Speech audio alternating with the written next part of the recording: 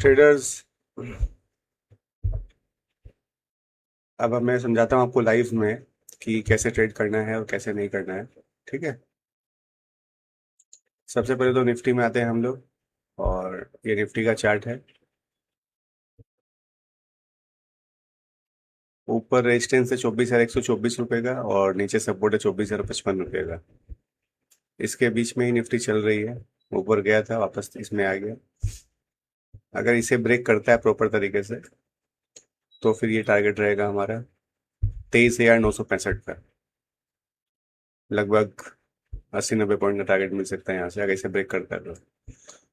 और अगर इसे ब्रेक करता है प्रॉपर तरीके से, तो हमारा टारगेट रहेगा 24,233 रुपये का। मतलब लगभग यहाँ भी 100 पॉइंट का मूव हमें मिल सकता है।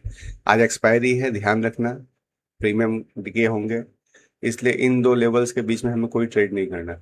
या तो इसे प्रॉपर तरीके से ब्रेक करे, जो अपना मेथड है, तो यहाँ तक का टारगेट लेना है, या इसे ब्रेक करे तो हमें यहाँ तक का टारगेट लेना है।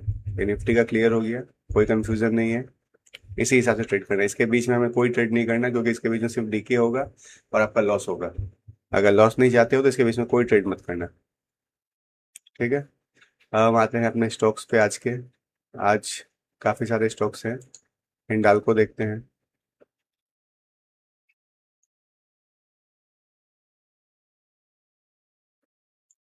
हिंडाल्को का ये सपोर्ट था, सपोर्ट के नीचे गया, लिक्विडिटी लिया और वापस ऊपर, और काफ़ी बढ़ चुका है ये। नहीं तो यहीं पे इसका ट्रेड लेने का था, लेकिन ट्रेड मिस हो गया। टारगेट ये है 992 का। अभी 985 चल रहा है, और स्टॉप लॉस हो रहा है इसमें 978 का। तो 1:1 का रेशियो में हम अपने को नहीं जाना। तो अपने वेट करेंगे, अगर इसको ब्रेक करता है प्रॉपर तरीके से, और यहाँ पे अगर अपने को कहीं बाइंग मिलता है, सपोर्ट मिलता है बाइंग करने का, हमें मिलता है, तो हम यहाँ बाइंग करेंगे 992 में। टारगेट रहेगा 1001 का। ठीक है। बीच में कुछ नहीं करना, क्योंकि काफ़ी बढ़ चुका है। या तो यहाँ पे सपोर्ट बने 979 980 के आसपास, तो हम टारगेट लेंगे 992 का। ठीक है। हिंडाल्को क्लियर। नाल्को में आते हैं। नाल्को में देखिए सेम चीज़ था, यहाँ पे बाइंग करनी थी। बाइंग के नीचे गया, स्टॉप लॉस लिया, और स्टॉप लॉस लेके ये ऊपर। इसका टारगेट भी बड़ा है, 372 तक का टारगेट है। तो एक दिन में तो 372 नहीं आ सकता, आ भी सकता है। मार्केट कुछ भी कर सकता है। अगर यहाँ कहीं बाइंग मिलती है, जैसे इस यहाँ बाइंग मिली, तो छोटे मोटे स्टॉप लॉस में आप इसे स्विंग भी ले सकते हो 1-2 दिन के लिए। टारगेट इसका 372 का है। बायोकॉन।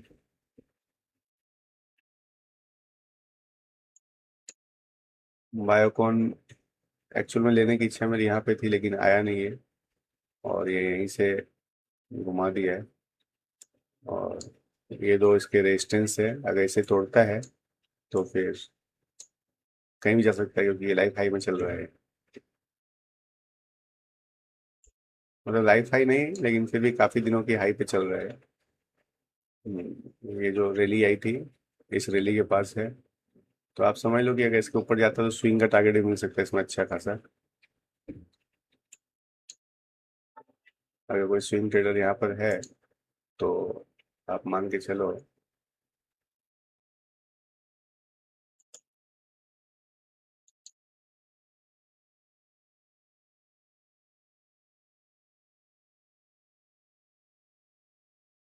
417, 440, 23 पॉइंट।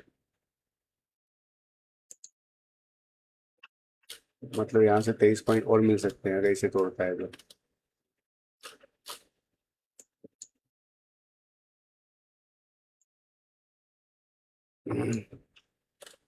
अगर इस लेवल को तोड़ता है, जो कि ये तोड़ ही चुका है ऑलरेडी, 436 को तोड़ ही दिया है, तो ये 463, 464 तक जा सकता है। मोमेंटम है इसमें। 463, 464 का टारगेट मिल सकता है इसमें। और फार्मा। और फार्मा में वही है कि अगर 1560 के आसपास मिलता है और कोई सपोर्ट बनाता है, तो बाइंग कर सकते हैं 1590 का target. Lodha. Lodha. Lodha down trend में है। अगर यहाँ कहीं मिलता है 1173 के आसपास तो यहाँ से शॉर्ट किया जा सकता है, टारगेट 1148। टीवीएस मोटर भी डाउन में ही है, 3563 का टारगेट है इसका, जो कि यहीं से आ जाना चाहिए। 3563 का टारगेट मोमेंटम है इसमें। तो ये आज के स्टॉक्स हैं, और निफ्टी का मैंने आपको बता ही दिया है। तो इस टाइप से करके आप काम कर सकते हो, जिससे कि आप लॉस से बच सको। अभी तो मोमेंटम निफ्टी का इस रेंज के बीच में डेड ही है, यहाँ पे ट्रेड करने कोई फायदा नहीं है।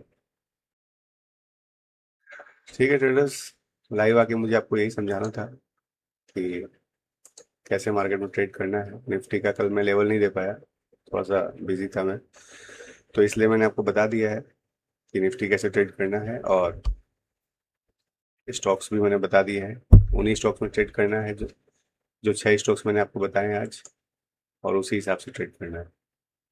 तो ठीक है, मिलते हैं। Good luck.